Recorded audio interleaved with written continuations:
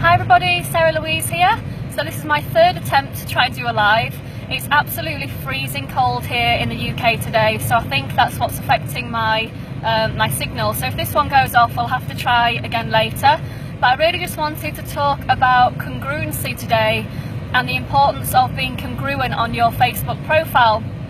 So I'm not sure if all of you are aware of how the Facebook algorithm works. I've covered it on a couple of Facebook lives myself fairly recently, but one of them is Facebook are aware if you're actually hovering over somebody's post and reading it, and if you never actually like or comment but you still hover over it, Facebook can tell how many words are in that post, and they can tell whether you've stayed and you've read it all.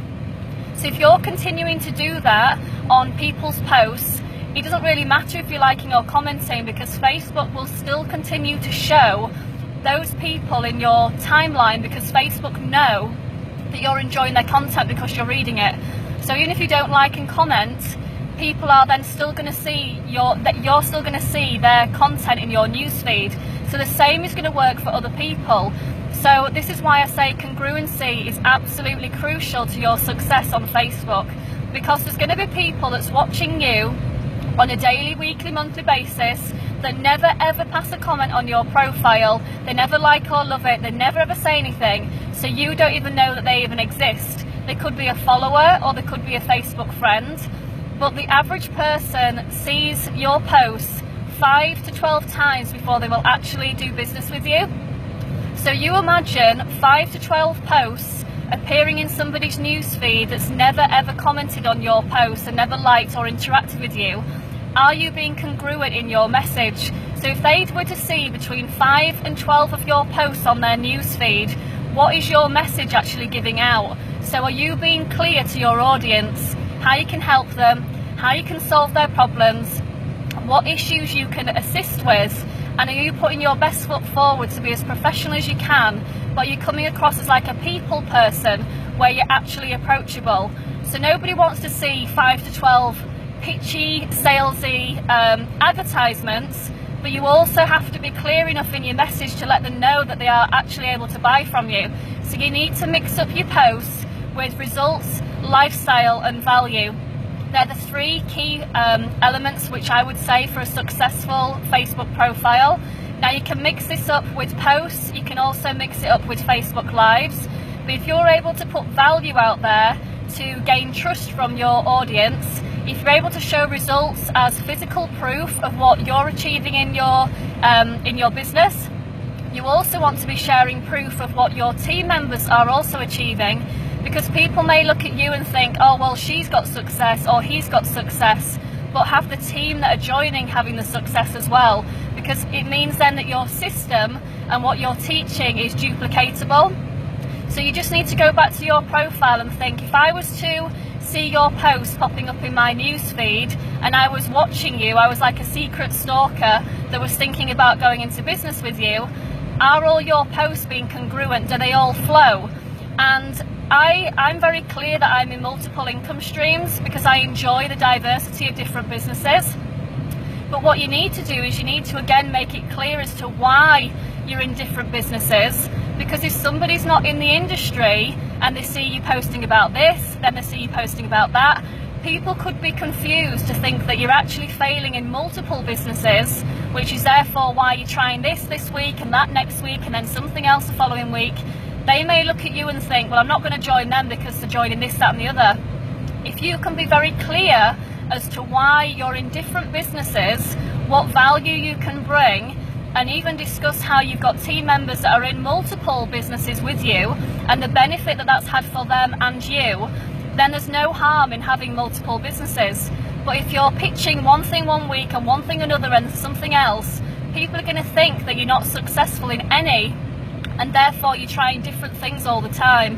So if you are in multiples, like I'm in crypto, I'm also in educational courses for entrepreneurs, but I'm very clear why I do both, because they both marry up together very well. Neither of them conflict with each other. I'm able to bring value to both, and I do have team members that have joined both. So if you're in, say, like crypto and beauty, or you're in educational platforms and you might be like health and wellness, that's absolutely okay. but make sure when you're doing your posts and you're doing your Facebook lives that you do then match up the whole reason why you're doing what you do. Talk about the benefits of how one business helps you to do another business.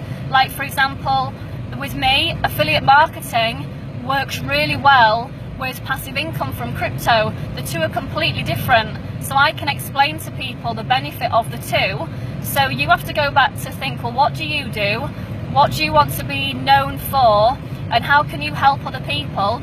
And if somebody's in one business, you can then discuss them maybe joining something else. So then you've got the same team members in multiple businesses. Not only is that to your advantage, but you're also helping them, because they're then dealing with just like one leader. They're not having to go here, there and everywhere.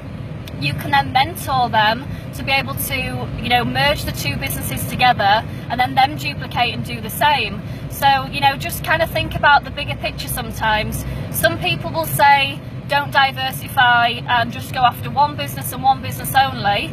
But most of the people that are in just one business and one business only, they are diversifying to a point where they charge for their own course, they may charge for a webinar, they're doing their own one-to-one coaching. So they are still getting multiple income streams. They're not just literally just in one MLM, for example, and not doing anything else. And if people are, I honestly believe that they are holding their earning potential back hugely, and also their growth and their career. But that's just my perspective. If somebody's happy in just one business, that's okay. But I think if you want to grow in your skill set and you want to be seen as a leader, I think that you do need to diversify, because then you're looking up to other industry leaders in different sectors and different markets, and you're able to then find where really your skills are and what you're really good at. And it could be totally different in 6 months down the line, because you've tried something new. You may find that it's pulling you to something else. It's like, I always thought I would be in the educational courses because I love that. I love helping people. I love giving value. I never thought when I started crypto that I would become literally addicted to it, but I love the two. So like for me, I never expected my lifestyle to change because of the crypto. I never expected me to have a team the size that I have in such a short space of time. So don't always hold yourself back by thinking, oh, it's never going to work, this isn't going to be for me. My advice would be always just try. You've got nothing to lose, and you know, sometimes you can actually surprise yourself just how good you can be at something that maybe you might have feared to start with just because it's the unknown. But if you get with the right leaders and join the right team, and you do your homework first, and you find people on Facebook that you connect with, you know, look at how they post, look at what they talk about in their lives. Do they have a business page? How do they interact with people? How do they respond to, you know, questions on their posts? All of this, you can build a picture of somebody very, very quickly, and then that enables you to think, well, would I want to work with this person? How can this person help me grow in my skill set and my career? And you know, you may find that somebody you connect with is in a completely different industry than what you thought you wanted to join.